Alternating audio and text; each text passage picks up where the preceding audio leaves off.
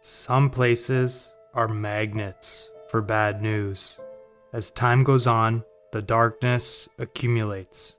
Accidents, tragedies, and even outright deaths seem to happen all the time. People start whispering about ghost stories and the supernatural being around. The prime suspects? Well, old hospitals, apartment buildings, and hotels. One of the most infamous of all hotels is the setting of today's true crime mystery. A body has been found on top of a hotel in downtown Los Angeles, very same hotel where a Canadian tourist went missing last month. Serial killer Richard Ramirez, the Night Stalker, killed 13 people as he lived on the 14th floor. Official identification has not yet been made, but police say the victim is most likely Elisa Lam, a Canadian tourist who was last seen at the Cecil Hotel on January 31st. Welcome to the Cecil Hotel. When the Cecil Hotel first opens in 1927, the owners have high hopes. They want the Cecil to be a high-class place, where the rich and famous play and stay in LA.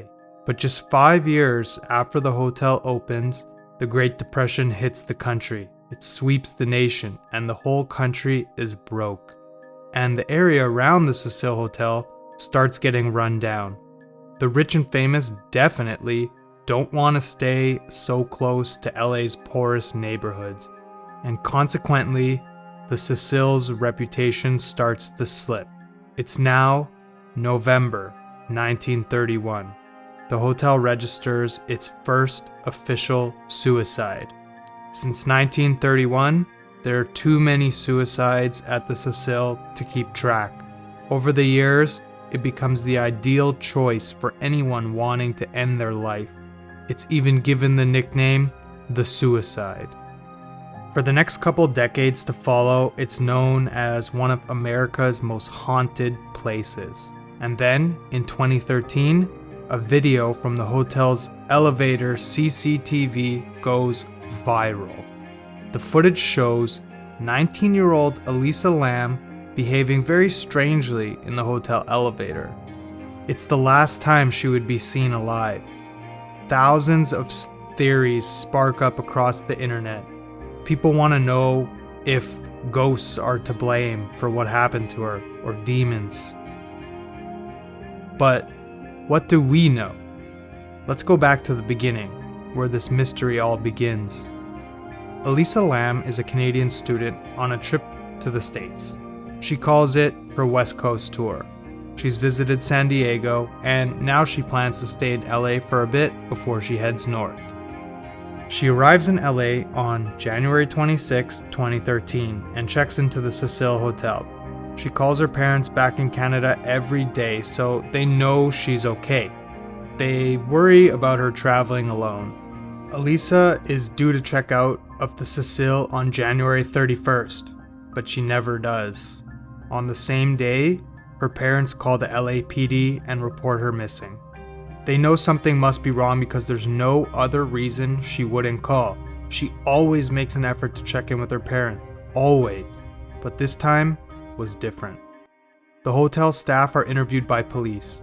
They report seeing her on the 31st, but say she was alone. She walked to a nearby bookstore, bought some books, and spoke to the manager, Katie Orphan, before returning to the hotel. According to Orphan, Elisa Lam wasn't acting strangely when she visited the bookstore. Quite the opposite. She states, she was outgoing, very lively, very friendly. She was talking about what book she was getting and whether or not what she was getting would be too heavy for her to carry around as she traveled. In Katie Orphan's eyes, Elisa Lam did not appear to be suicidal or scared for her life in any way. So, on February 6, police hold a conference about Elisa Lam's disappearance. They show photographs of her and announce they are searching for her as a missing person. They ask the public to come forward with any information that's relevant. A week passes by, and Elisa Lam is still missing. The police released the hotel's CCTV footage that was previously kept from the public. It's the soon-to-be viral video of Elisa Lam behaving strangely on the night she vanished.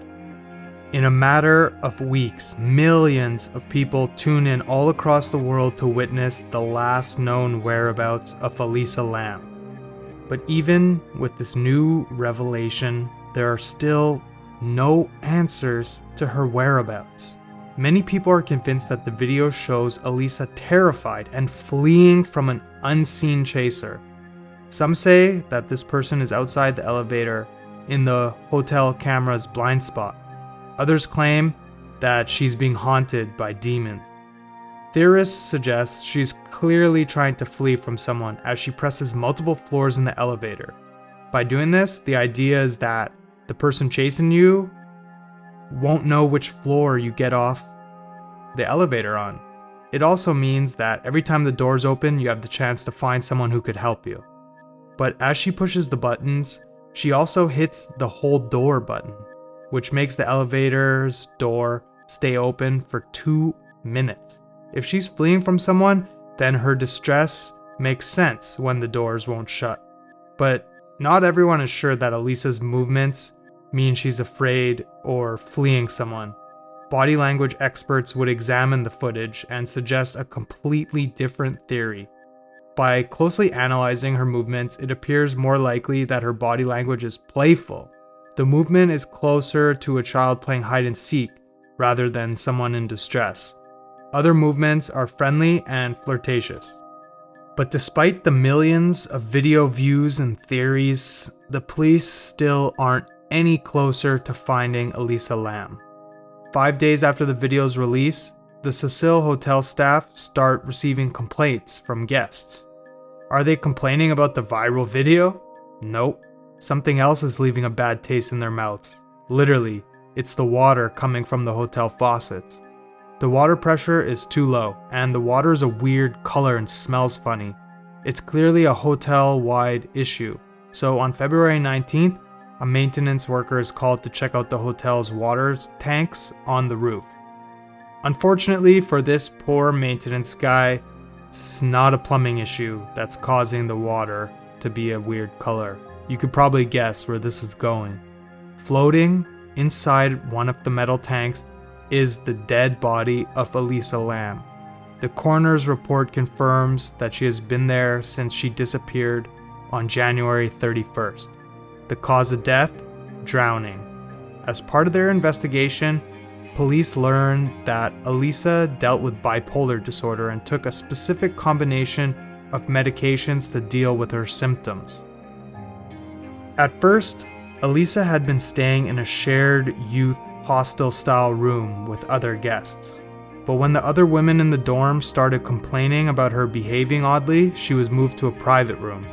The police and many theorists conclude that this information, plus the video, proves she was experiencing a psychotic break. It is possible that if her medication schedule had been disrupted, it would be enough to cause intense visual and auditory hallucinations, which could explain her odd behavior. This could explain her behavior in the video, but it's still unclear what happened. When the autopsy results come in, the toxicology report says there is no alcohol present in her system. Seeing as though the hotel staff say they only saw her alone on the day she disappeared, the police choose not to test for any date rape drugs like ketamine or GHB. Likewise, a rape kit is completed, but they never analyze the results. Police say it's unnecessary when they know Elisa Lam did this to herself. But did she really? How can the police be so sure it was a suicide when the details are a huge mystery? Could Elisa Lam really have done this to herself? Let's give it a go. The elevator footage shows Elisa on the 14th floor of the hotel. This is the top floor and the last stop on the elevator. According to the hotel staff, you need a staff card or key to get to the roof. The hotel also claims that an alarm is triggered if you try to access the roof without the key. If Elisa had tried to get to the roof without help, someone would have noticed. Or would they?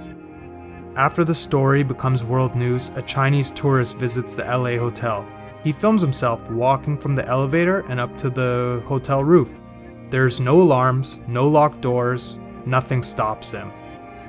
The roof was also a favorite spot for staff smokers to take their breaks, so it wouldn't be challenging to get to. In theory, getting to the roof without being noticed would be pretty easy for Elisa Lam. The Cecil Hotel cannot confirm something like that, however, especially when they're being sued by the Lam family for wrongful death. But the case is eventually dismissed as it's decided the hotel can't be blamed. So maybe Elisa could have got up to the roof alone, but what about into the water tank?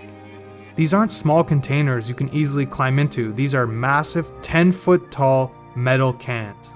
When the police recover Elisa's body, they even have to remove part of the lid to get her out. How could she get in there without help? And how could the lid be shut behind her? It doesn't seem possible. It's unsettling that so much of the investigation is abandoned in favor of a quick solution that makes it look like the police have solved the case. To this day, so many questions remain unanswered. Unfortunately, if Elisa was suffering a psychotic break, it would make her extremely vulnerable, and being at the Cecil Hotel, there could always be someone looking for an opportunity to cause harm, as you'll soon find out in part 2 of this video series. That's right, it doesn't end here. Getting back to the case of Elisa Lam, there's proof positive that killers frequent the Cecil. Even at one point, it was home to none other than the Night Stalker, Richard Ramirez, who we covered in our last video.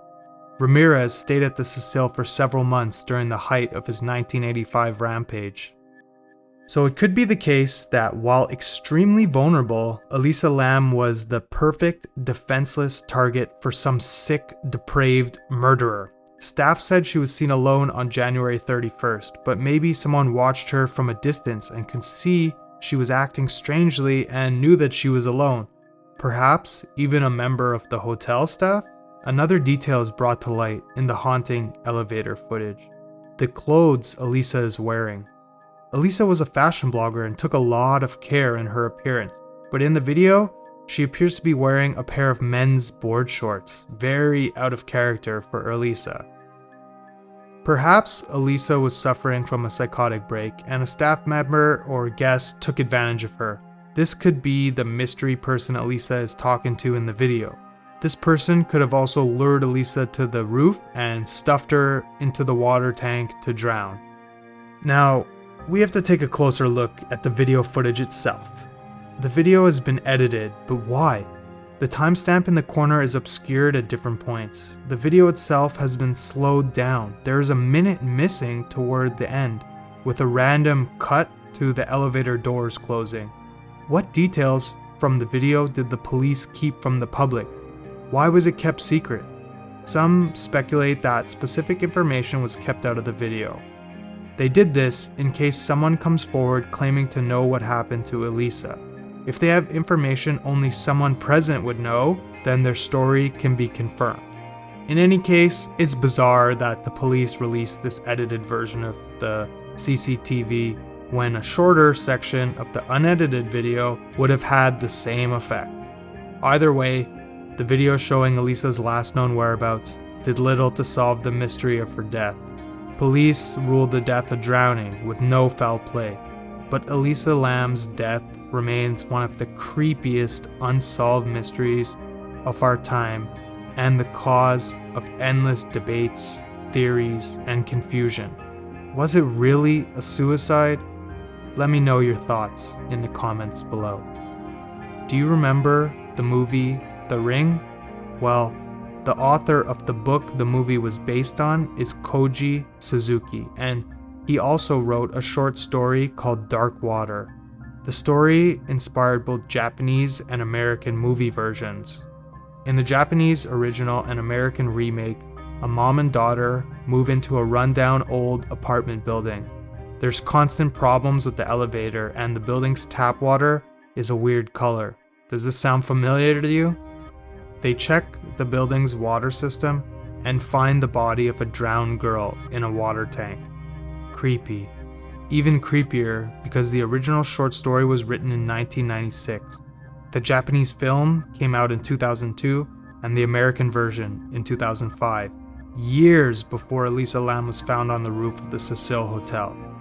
A twisted coincidence or the sign of a bigger conspiracy? What do you think about the tragic, unsolved mystery of Elisa Lam? Let me know your thoughts below. Thanks so much for watching. If you like this video and want to be first in line for new videos, subscribe to the channel so you don't miss out. And please hit the thumbs up button if you like this video, and don't forget to share with your friends. It goes a long way to helping the channel and it doesn't cost you anything. I'll see you real soon in the next one, part 2 of the Cecil Hotel. Thanks for watching.